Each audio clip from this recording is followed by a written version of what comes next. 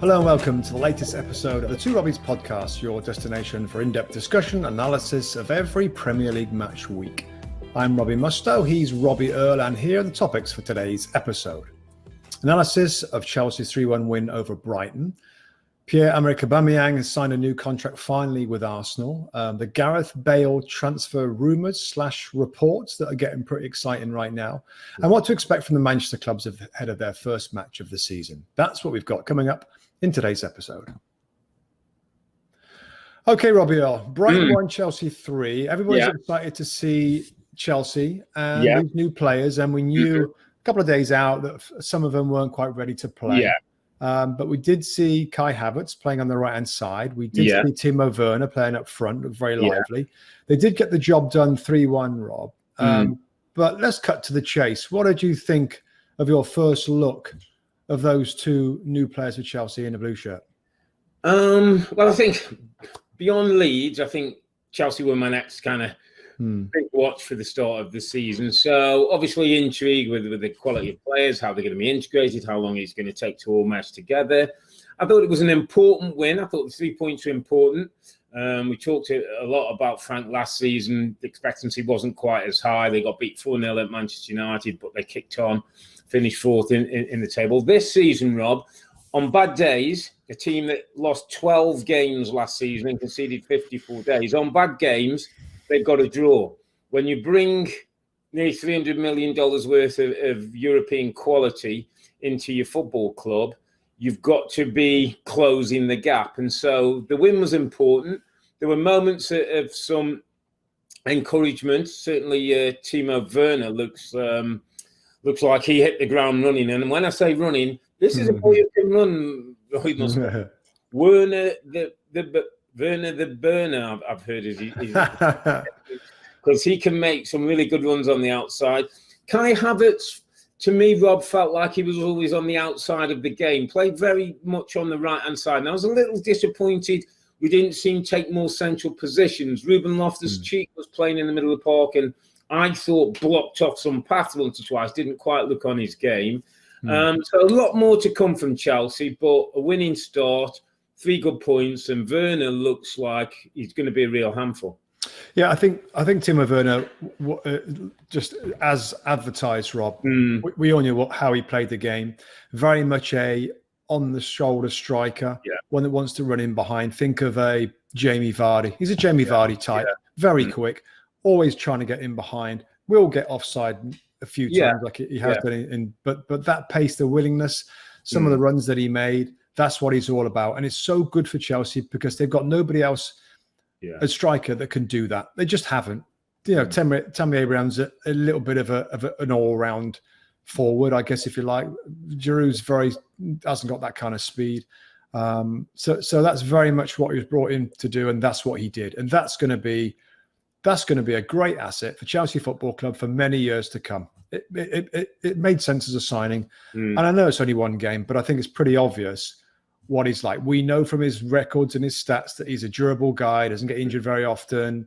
He's fit and ready to play. You know, national team Germany is going to be a key player going forward. So I thought he was exactly as I expected him to be. Kai Havertz was quiet. I mean, you know, and I know I think Frank Lampard said he only had 4 days training with a lot of these players, Rob. So, of course, it's game one, but Chelsea didn't play well. Kai Havertz was a little bit on the outskirts. He looked a little, I don't know, he didn't look particularly sharp, didn't look fit, looked a little bit, it's going to take him maybe a little bit of time to settle. Like you, Rob, I'd love to see him in a central position. And Ruben Loftus-Cheek, who sort of splits sometimes I think he's got bags of talent. Other times I think he's got to do more with it. Didn't have a very good game. One of the things that Chelsea have now, and you talk about that, just as you were talking, I'm thinking, but if you're Ruben Loftus-Cheek and you get a chance, you kind of got to make it count now. And number 10, you could be back down the pecking order for a little while.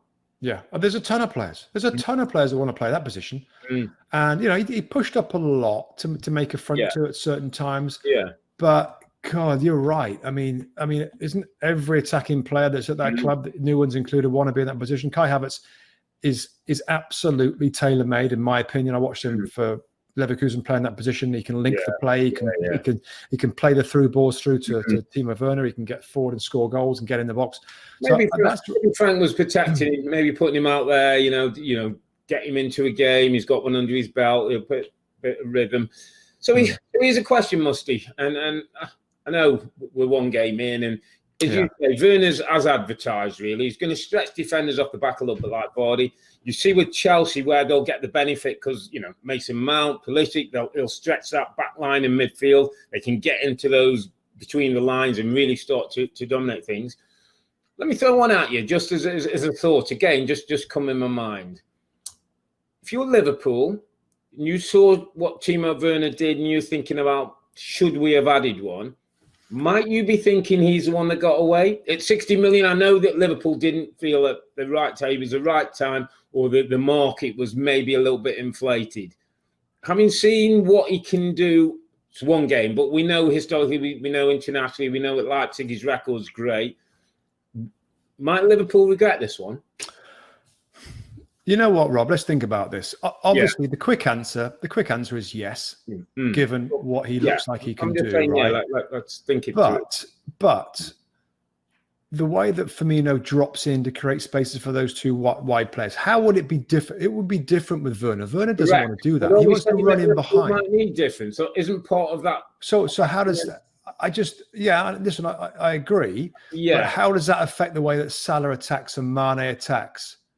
They have to come inside a little bit. Do they have to maybe change? Maybe come inside. It's just very different to what Werner did once or twice, which was interesting in the game. He let Loftus-Cheek be higher than him, and he played a little bit in a 10 role, which again still allows.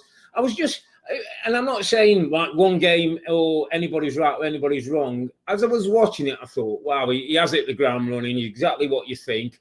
I just wonder if I'm Liverpool, if you think, could he? Sure we said we know the Klopp loves him as a player. Yeah, he wanted to go to Liverpool. A bit too much money, didn't they? At the time? Well, I think that the whole thing with Liverpool, I think, has been the COVID situation, and the club have been very cautious about what's going to happen. Is there going to be another season financially? Yeah.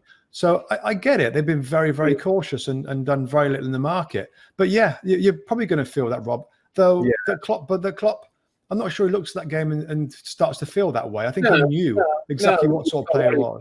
I mean, over the course of the season, if they land the title again, if they don't, how far they are away, well, maybe some of those questions. But I just thought he looked he slotted into the Premier League like he'd been there for 3-4 years, and I just thought, I mean, the more I think about it, Rob, I mean, he would. You imagine balls in the channels that he runs. He gets it wide and he slots the ball across one of the other guys to tap in. Yeah, I'm sure 3 speedsters like that would find a way to work. It's just we've all appreciated and loved the way that Firmino drops in, creates space, and then they go inside. I don't know, it'd be a little bit different. Of course, good players can play together, Rob. So, just a question I thought I'd chuck out there and was interested in your opinion. Let's talk about a guy who divides opinion. Tim Howdy was on the broadcast for the first time, pretty much said that Kepa's not good enough for a top 4, top 6 team because he doesn't make enough of the saves he should make. Frank Lampard went publicly and backed Kepa, and I kind of think, well, yes, but that's the kind of thing you got to do, Frank, and probably Frank's a good poker player. Kepa, for you, is there a chance he's still number 1 after this window? I guess there's a chance, but I think it's a slim chance. I think Frank's set on bringing the goalkeeper in. Yeah. We're at that time in the window, Rob, where there's a little bit of leeway yet. So it's negotiation time, isn't it? The time crunch comes on October the 5th, whatever the time is, to make the deal done. And I would expect them to bring a goalkeeper in. You're absolutely right, Rob. Frank Lampard's going to say that same thing. It was the goal that he conceded against Brighton. It's Trossard, wasn't it? Strike. Yeah. Isn't that the exact sort of goal that we've seen go in so many times where you're like, well, it didn't look awful, but like you really expect him to save that. It was such a typical goal. It went under his arm. He kind of dived over the top of the ball. I mean, it wasn't an easy one to save, Rob. But if you're meant to be at that level and you're at a club that wants to challenge for the title, the Premier League title and everything else, you want your goalkeeper to save that. So it's just painful for the club, Rob. And whoever recruited him, because it looks like being a very expensive mistake. Yeah. A very expensive mistake. They're going to lose money somehow, having to get him out. And Tim said an interesting thing when he said it, when he went to Manchester United and, Sir Alex and all those things, is that when you're a goalkeeper in those clubs, you've got 2 saves to make. He said 2 key saves that win you points or not. And he says Kepa doesn't come up with those 2 saves on enough occasions. And I thought that was quite an interesting way of putting it. Like, Chosso goal, it went under his arm and it's one of them, but he should save it, really, because that's what he should save it. I think he should save it. Yeah, absolutely. So that continues to be an issue. But I mean, listen, this is. I mean, you can't solve all problems, Robin, in one market. It's going to take amazingly while the club to buy the players they've got. They've got some brilliant talent for many, many years to come. And that's what Chelsea have done so well in the past, that Abramovich puts his money in his pocket, but he makes sure he gets the right guys, big money, but they often do really well at the club for a long period of time. So, goalkeeper's a situation. We'll see how the centre-backs shake out. I thought we'll mention them. I thought they both did okay. I thought Christensen looked a little bit lively. Zuma got an important goal. And, listen, I mean, Thiago Silva's going to come in and, will probably play and organise. But I thought the back didn't do too bad. They're going to have bigger tests and obviously bigger days when the opposition will be better, but got the win. I'll tell you what, though, Rob. I mean, again, I know it's the first day. Yeah, they didn't play well, Chelsea. No, they didn't play well, Rob. They didn't possess the ball anywhere near it. I mean, I think we've got to take into account how little time they've maybe had together as a group. I know, but I know. Listen, it's probably being harsh. We've got to give it 3 or 4 weeks. Yeah, of course. A serious look at. Okay, now come on then, Frank. Now we've got to expect a little bit of something. Yeah, it's got to be better than that. I mean, Brighton. Yeah. We're going to Brighton, Rob. If you're okay with that. I thought they were great. Thought they passed the ball really well. They dominated possession of the match against Chelsea. Alzate makes a little bit of a mistake that gifts the goal that got them off the offside, but they're confident. At times they play through the press, create really good opportunities. A 2-1, Rob, I think it was it Dunk, was it, with a header at the far post, could have made it 2-2. Yeah, 2-2, we're talking very different game all of a sudden. Exactly. And how often do you get a Reece James top corner strike from 20 yards? How often do you get a Kurt Zuma goal, Rob? I think the first goal in 5 years. Yeah. So, I mean, the result flatters Chelsea. That's all I'm saying. And of course, I understand it's the first game, but when Chelsea bring these players in, it's probably going to take a little bit of time to kind of gel everybody, and a lot of sorting out to do. Rob, he's got so many blimmin' options in midfield front. It might be that becomes a test for Frank, though, didn't I? I did say this in our pre-season thing, where it's one thing to get these quality players, and they've all got great CVs and international footballers. We should test now for Frank. To get it right, you talk about the artists and soldiers and the balance, but also just team selection, keeping people happy, keeping people on side.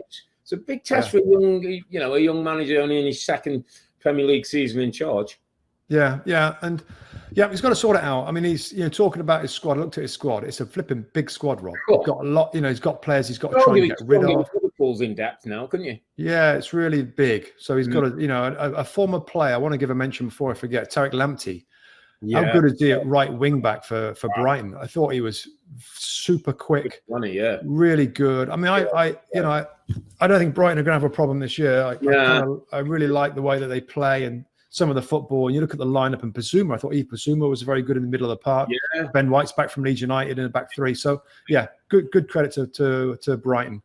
They played really well, and 3-1's a little harsh on them, I think. Yeah, let's just look forward, Rob, to the game at the weekend at the Bridge. So Chelsea hosts Liverpool.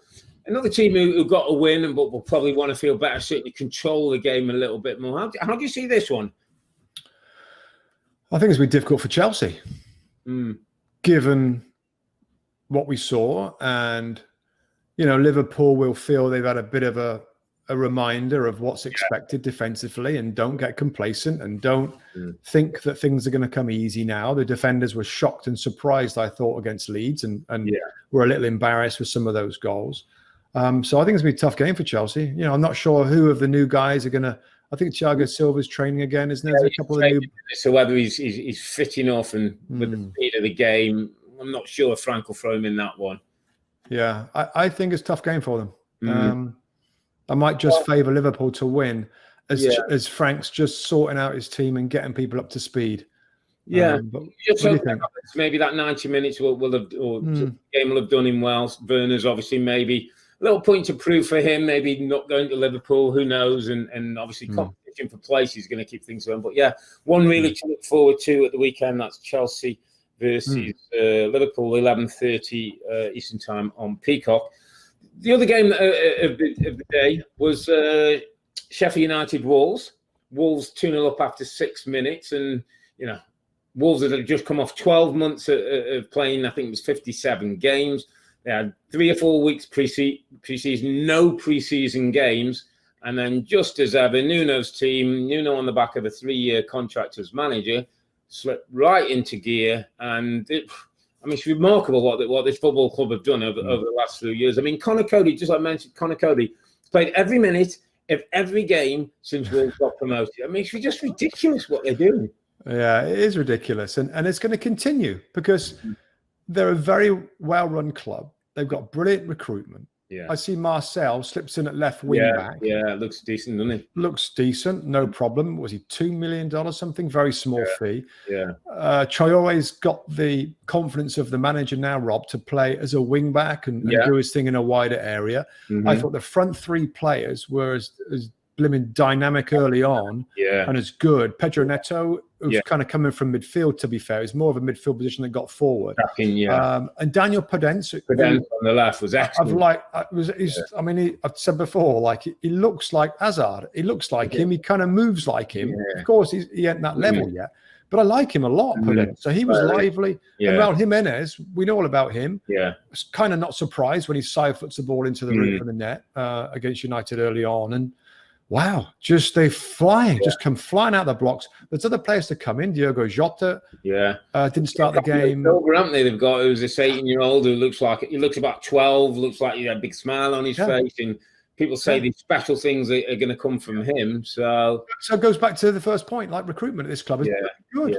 And that's why they are what they are, and they've got a special manager. I think Nuno Santo is a special manager up to the consistency. How consistent are Wolves? How consistent are they? 2-7 finishes, come out of the championship, play games, don't talk, Jose's already talking about, fixture congestion and this. This guy had 3-4 weeks, Rob. Nothing. Team go out, get some of the right mentality in plays. I just want to have a word as well. I didn't want to push over. I just thought Raul Jimenez, Rob. 27 goals all competition, 17 in the Premier League last season. 29 years of age. Was a bit of talk about a couple of the bigger clubs, and some seriously big clubs looking at him, but it didn't happen. Wolves will be delighted he's still there. And as I was watching the game, in my head, I was saying how Sheffield United could do with a Raul Jimenez. They had Ollie McBurney, who runs the sides and things. They got Billy Sharp, who's a great little penalty box finish, has been a great servant. But Raul Jimenez is a centre forward who you can play up to. He can keep the ball. He's clever with it. He lays the ball well. He knits the team together. He's good with his head when he gets in the box. We've seen him in trouble. He's got good finishing when he gives your team a central point to build and work off. Sheffield United don't have that. They've got Ollie McBurney who'll score around. Billy Sharp will nick a goal. 6 Premier League goals was their club high top scorers, Lys Mousset and Ollie McBurney. Raul Jimenez is an absolute gem for Wolves and just a model of consistency. Well, I couldn't agree more, Rob. But they don't come around very often, do they? They're not out there. Again, it goes back to brilliant scouting, deciding that this is the right player and bring him into the league. He's a category. He's category A minus. He's that good. He can do everything as a striker, but he's got no speed. Yeah, lack of pace, isn't it? A yard of pace stops that move for me. Right, that he might have already been there at this point. Yeah. He's a great finisher, both with his feet, with his head. He holds the ball up great. He's got a little bit of devil in his play and a little bit of creativity in his football. He's got a lovely touch. Yeah, he's doing it again. Brilliant striker. And you're right, Rob. And lots of clubs could do with a striker like him. Yeah. Just go and find one. That's the tricky part, and getting him to come to your football club. Wolves have done it with him and a few others as well. Great news for the Gunners, Mr. Mustoe. Oba signed the thing. It was his headline. Eventually, we worried whether it was the right time. What a coup this is for Mikel Arteta. What a judgment is by Aubameyang of the state of the football club and the belief in what he must feel Arteta can do in the next few years. Because a centre-forward at the prime of his life, with the biggest, most important contract he's going to sign, decided to say, I'm with this guy, I'm with this club, I can reach some of my ambitions there. What a day, what a confidence boost that must give everybody at the football club. Rob, was not last weekend on the show, I don't know whether it was on the show or not, but I said there's just lots of good news coming out of Arsenal. Yeah. Correct decisions, good things, good decisions, good signings, good results, good performances. And this is another one. I mean, 3-year contract, Rob. Reports say £350,000 a week. That's a massive deal. This is a win. That's Earle money, isn't it? It's Earle's money. He's going to be the highest paid at the club. Yeah. I don't know whether that's a massive. They've pushed the boat out, Rob. Yeah, absolutely the right thing to do, and he absolutely deserves it. But that's got to be part of the reason, Rob. That's a massive contract for a 31-year-old player, and I know. Could he have got that at many other clubs? Maybe. I mean, he maybe likes to. Let me create another scenario. You don't give him that money. You sell him for, let's just say at his age with 1 year on the contract. Let's say you get 40 million. It might be slightly inflated. Go and spend that 40 million and get them goals. And what you're going to pay for 40 million, to me, it's brilliant business. Yeah. 50 all day long. If Mesut Ozil's got it for sitting on his backside for the last 3 years. Oh, he deserves it. Yeah, he deserves it for 3 years. He absolutely deserves the contract. I'm just saying, like that's a pretty good deal for him, which he deserves. It's an endorsement of Arteta. He said, I spoke to Mikel Arteta, and he said all the right things. I'm the captain. I want to, it's all about legacy. He talked about legacy, and he wants to be an Arsenal legend. He talked about leaving a name, and all these other legends of the club. Absolutely. And it's a really good story. Great player, has totally done the business, deserved a whopping mega contract. Yeah. Decides to stay at the football club. So, I mean, it took a while. The people were a little anxious. I'm sure the Arsenal fans were. But again, another indication that this club's moving in the right direction. In the past, Rob, that player's left Arsenal. 1,000,000%. Cesc Fabregas. I mean, Ashley Cole wasn't early. I mean, Thierry Henry. They've got to that point and gone, I've got to go somewhere else. He said, he's booked the trend and said, no, something's happening. We've won a couple of trophies. This guy's come in. I'm with him. So fair play to them. Fair play to Mikel Arteta. Let's see how that pushes Aubameyang on to another level. Just another transfer we've got to talk about in North London, Robbie Mustoe. The name of Gareth Bale seems to be on the lips of another player. I mean, he's had a difficult, frustrated time at Real Madrid over the last 12 months. Obviously, a bit of fallout between him and Zinedine Zidane. But by all intentions, there's been a flight. There's been communication between Real Madrid, Bale's advisors, and Tottenham Hotspur. And as we're doing this on a Wednesday afternoon, we'll have to wait and see what news may come out over the next day or two after the podcast. But there is talk, some serious talks, I believe, about Gareth Bale being loaned back to Tottenham Hotspur. Well, there is. And I've just read, just in the last half an hour, and, there's various reports from various kind of levels of reporting, I guess. So it's definitely not done. His agent actually has said, we're getting quite close. So this, I think, is going to happen. I mean, it's a wow deal. It's a wow deal. I mean, 7 years after he left Spurs to go to Real Madrid. Yeah. I mean, he's had fallouts. He's had a ton of injuries, which will be a concern. But it's going to be a 1 year loan deal, Rob. £13 million going to cost the club, I think, isn't it? £30 million. Is that what they're saying? £13 million. 13. That's money, and maybe a loan fee as well. I don't know. The details come forward. Yeah. But he has, I think it's like 4 Champions League trophies. It's ridiculous, isn't it? He's scored some unbelievable goals. Yeah. I guess he's fit, ready to go. And I mean, there's going to be risks, I mean, the question, the only sort of burning question, Rob, is the fire in his belly. I think there'll be fire in his belly. The place to prove a point to go back to that club and do it. Yeah. Yeah. Tell people he doesn't want to play golf all the time. Yeah. He wants to play. And good.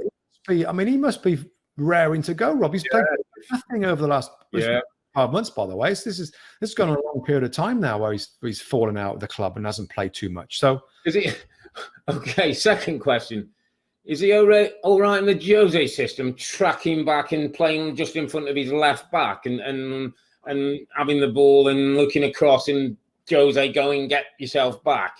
Is that, or is Jose going to have to loosen the reins a little bit and allow Gareth Bale to be Gareth Bale?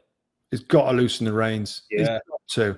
You know, he's shown before that he's, you know, he allows one fullback to go, another one to sit. He might, one wide player comes back and Gareth Bale is allowed to stay high. I would think, Rob, given his left foot and given what we saw him do millions of times, he'll play right side and he'll come in. I mean, maybe where Lucas Moore is playing, Son, Kane, and Bale. It looks, by the way, that Dele Alli could be leaving. Apparently, they're talking about him even being part of a loan deal, aren't they? Or you know, Real Madrid get a chance to look at him maybe with a view to purchase him or something. Yeah, again, reports today talk about other clubs as well. PSG may be interested as well. Yeah. I don't know whether there's been a fallout or whether Jose something doesn't quite look right, does he? Or, you know, he was taken off at half time at the game and we were wondering, and we said, we'll have to find out whether that's an injury or it's tactical. We're led to believe that it was tactical. I can't see Dele Alli starting the season. Tactical means he's just got pulled off, didn't he? Yeah, absolutely. Yeah. So he's dragged him off at half time, said, you're not doing it. Which, you know, ain't a great start for Dele. Maybe Mourinho's decided, having called him, you know, the first day he goes into the football club, I hear you're a lazy trainer, and trying to instigate something out of him to get going. It's probably not working. Jose's probably looking and going, he's not reacting like Frank Lampard. He's not reacting like the ones have done in the past, Zanetti's and all those guys who he's he's got a game out of. Yeah, I mean, the documentary. A couple of meetings with him where they on the way back. Yeah, I need you to get back to what you're fascinating, isn't it? Yeah, it's fascinating. So that's a concern. But if Jose doesn't fancy Dele, can be a consistent player. Yeah. Gareth Bale is exciting. That's exciting. Yeah, it's big news for Tottenham, isn't it? It's a great lift for the football club and for Jose Mourinho and all around. If they can go back and bring back one of their legendary stars, that'll ignite things and get things going. Before we finish, mate, let's talk about where two teams will want to ignite and get things going. Manchester United kick off their campaign this weekend against Crystal Palace. What do you think to expect? Donny van der Beek is the only one through the door at the moment. We're hearing that more to come. This Jadon Sancho thing rumbles on. What's the expectations for Manchester United? What do they need to do this season? Get closer to Liverpool. Yeah. Get close to Man City, maybe surpass one or both of them. I don't know. They've got a very good squad, Rob. There certainly was progression last season after Bruno Fernandes came to the club. You had him linking at times with Pogba, and then those young front three players that have all stepped up. Rashford stepped up, though was disappointing in restart. Martial has improved. Mason Greenwood did some great things. So I expect a big season from him, Rob. I would say this, and Donny van der Beek is a very good player. Yeah. Good bit of business. Aren't they, in this window, aren't Man United, where there's no question Solskjaer has brought them forward and made some good signings? Aren't they missing an opportunity, my friend, to get more good signings into this game, to push time to kick on a little bit, isn't it? Right now. Time to kick on a little bit, There's a lot of clubs that are struggling for money. There's some better deals to be had.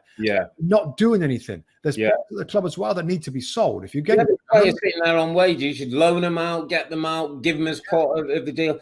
Just feel like they've not been very creative, Manchester United. Like, we know after Jadon Sancho, that's not happened. It's like, you know, I still think a centre-back there's business to be done. I still think who's the other forward you're looking for if Sancho isn't going to happen.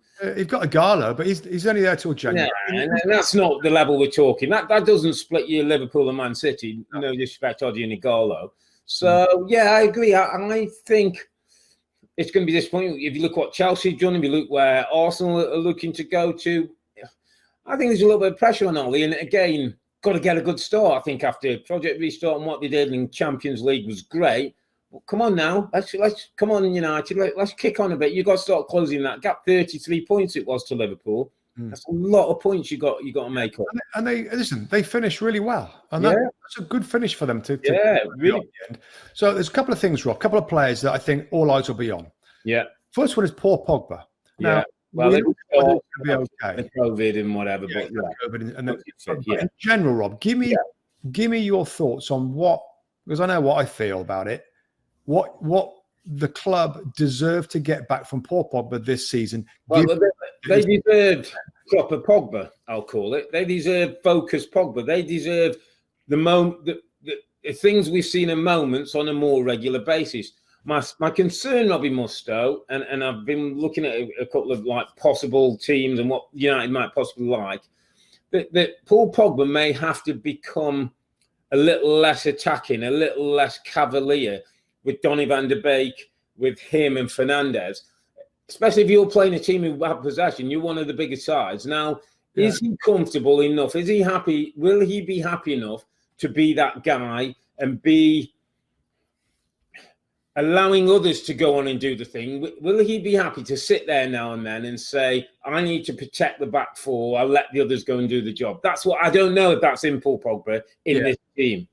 Well, he's definitely done it before. We know that. Yeah, he can do it, But in this team with this group of players, I don't know.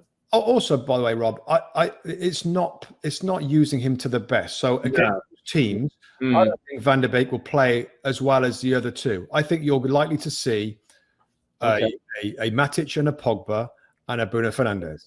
So at times can get go.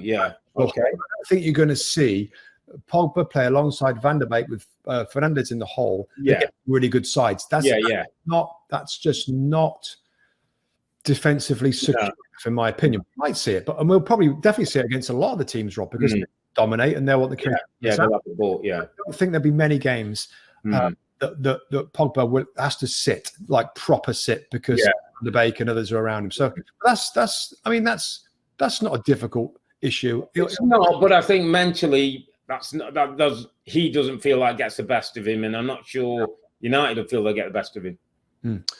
David De Gea, the next guy we should talk about. Let me tell you what my thoughts on it, Rob, and I mentioned it last weekend. He'll start in goal, in my opinion. Dean Henderson coming back from loan at Sheffield United makes absolute sense. I think we called it a few months ago, and will absolutely add the pressure on David De Gea to find form again. The big multi-million-dollar question is, can David De Gea get back to being solid, brilliant, very few mistakes, or as the problems of the past affected him going forward? And is it a matter of time before Dean Henderson gets in the side and shows everybody that he's a better goalkeeper? What do you think about that?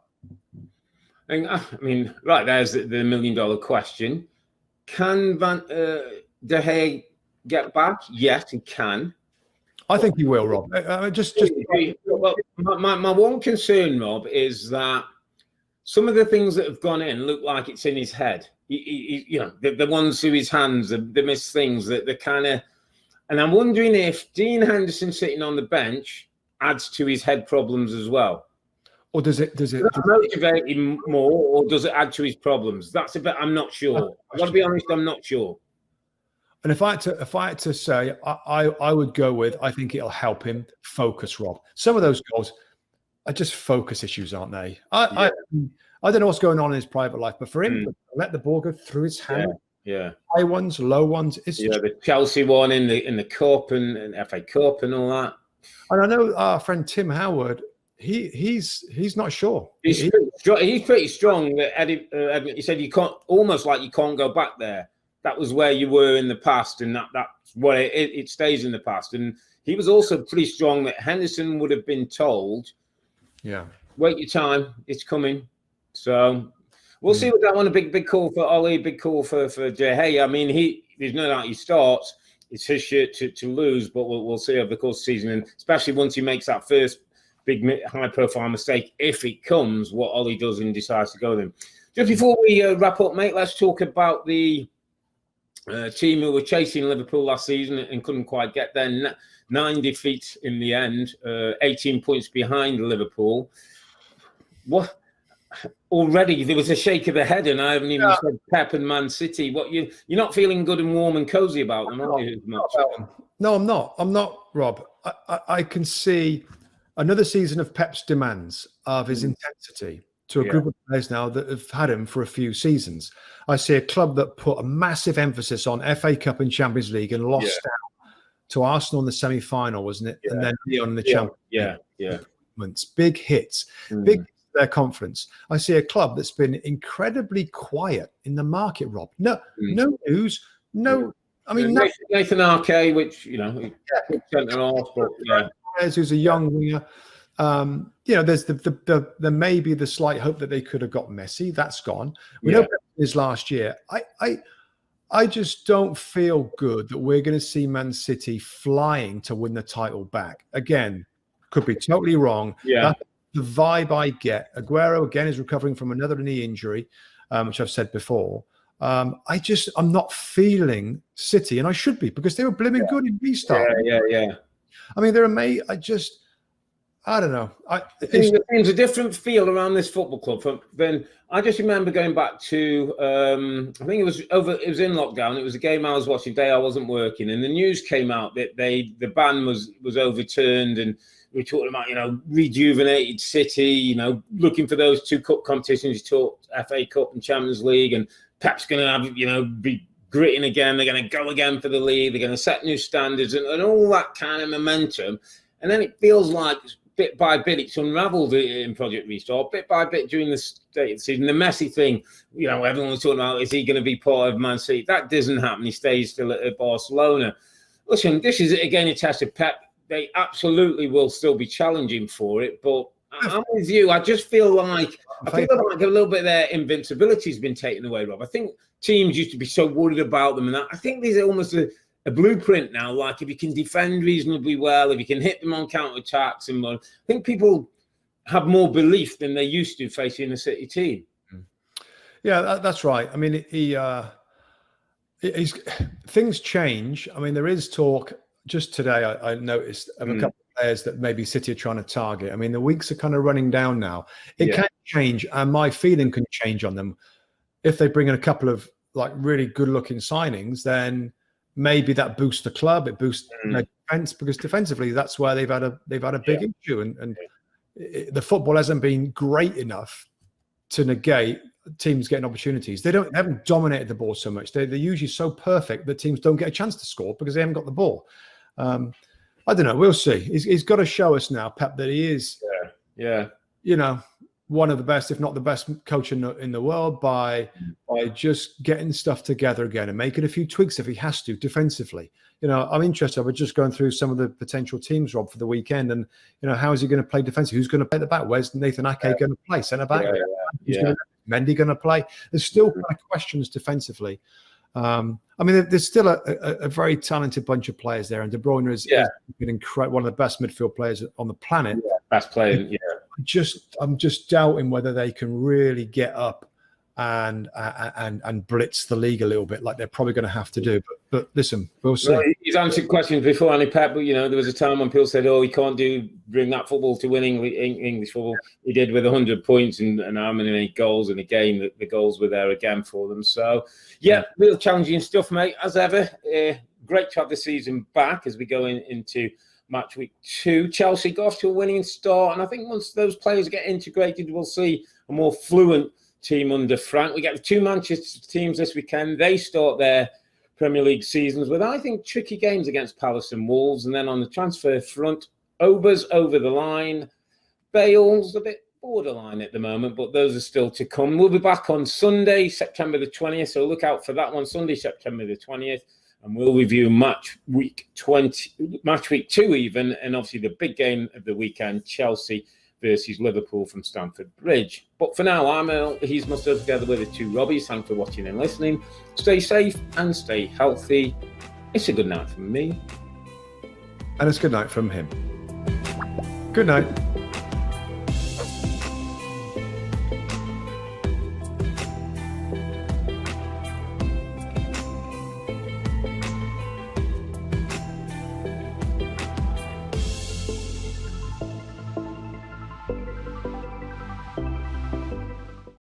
Hi there, I'm Rebecca Lowe. Make sure you subscribe to watch highlights all season long, and always join us every weekend at 7 a.m. on NBCSN for Premier League mornings. Plus, make sure you subscribe to Peacock Premium as well, where you can watch exclusively live 175 games and same-day on-demand replays of all 380 Premier League matches as well.